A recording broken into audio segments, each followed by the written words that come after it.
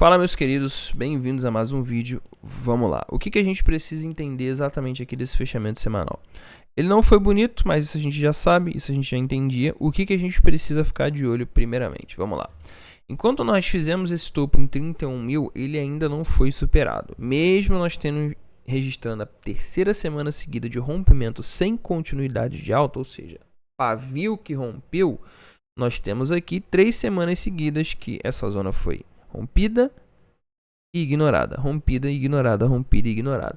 Felipe, esse tanto de rompimento não aumenta uma possibilidade de uma queda mais acentuada? Aumenta, porém essa queda vai acontecer mediante ao rompimento dessa mínima de 29.500. Na verdade, eu acredito que até antes, 29.800 já está formando essa possibilidade de queda mais acentuada. Eu recomendo você dar uma olhada no vídeo de ontem, que a gente datou melhor esse ponto de lateralização aí, onde pode ter uma queda mais acentuada, certo? O que a gente precisa entender agora? Primeiramente, essa semana tem uma cacetada de dados macro para sair. Nós temos dados de juros, de índice de inflação ao consumidor e índice de inflação ao produtor, certo? Então nós temos dados de emprego. E aí, o que acontece nessa conjuntura? Considerando tudo isso aqui, a gente tem uma semana extremamente complicada no que tange movimentação gráfica e volatilidade, porque conforme os dados forem saindo, vai estar todo mundo tentando prever o que vai acontecer na próxima semana, que é a reunião do Fed. Então, isso tende a dar uma dor de cabeça gigantesca para o gráfico. Porém, nós agimos mediante a fatos e não mediante a dados. Os dados são: temos um topo, temos um fundo, e quando a gente desce para o diário, temos uma lateralização. No semanal, nós não temos o rompimento da mínima deste candle aqui, que é o nosso doji, né? Ou um spinning top, acho que é mais um spinning top do que um doji. Nós não perdemos a mínima dele, ou seja, nós não agregamos fator determinante de queda neste candle aqui.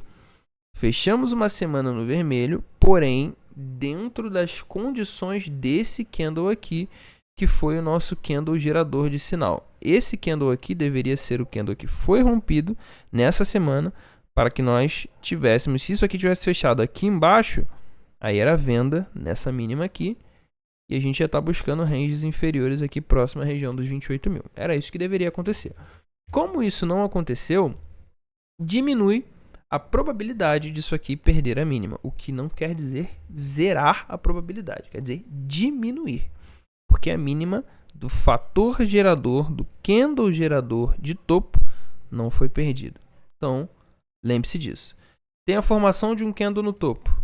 O candle seguinte não rompeu a mínima, o candle gerador de topo, o candle de reversão, perde consideravelmente o seu poder de reversão, aumentando a probabilidade de lateralização para aí sim depois perda para baixo ou perda para cima ou continuidade de alta.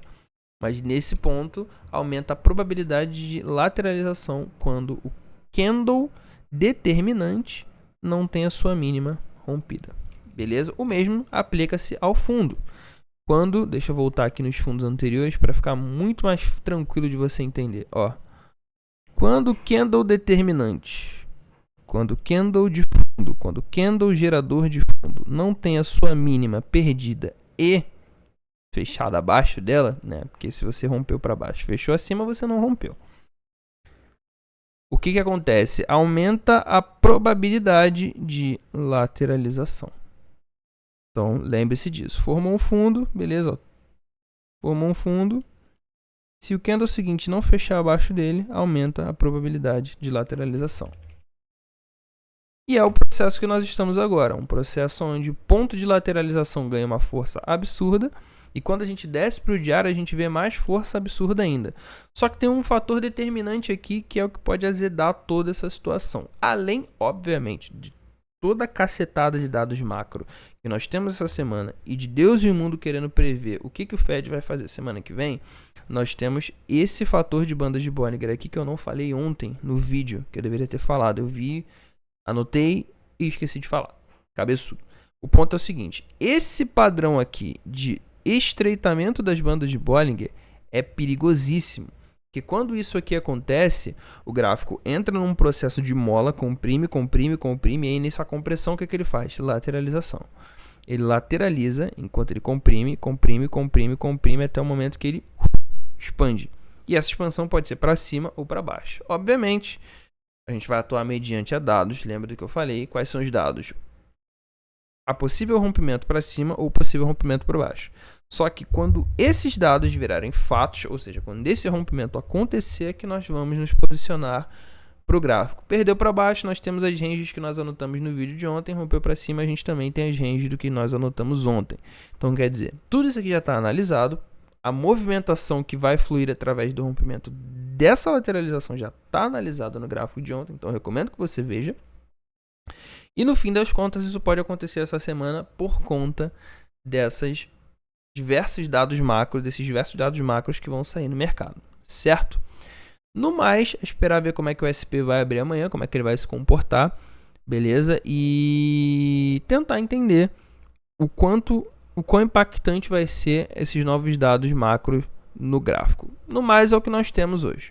Um fechamento inconclusivo, porém com caráter de resistência. RSI no semanal segue lateral, porém no diário segue buscando formar um suporte próximo ao 40. E a gente vai ver se nesse processo de bandas de Bollinger ele vai cair, segurar na mínima, criar o suporte do RSI para depois esticar para cima, e aí as bandas de Bollinger vão ter desenhado essa movimentação, ou se daqui a gente vai perder essa mínima mesmo e buscar regiões mais a fundo. Isso aí eu não posso confirmar para vocês, eu também estou esperando acontecer para me posicionar.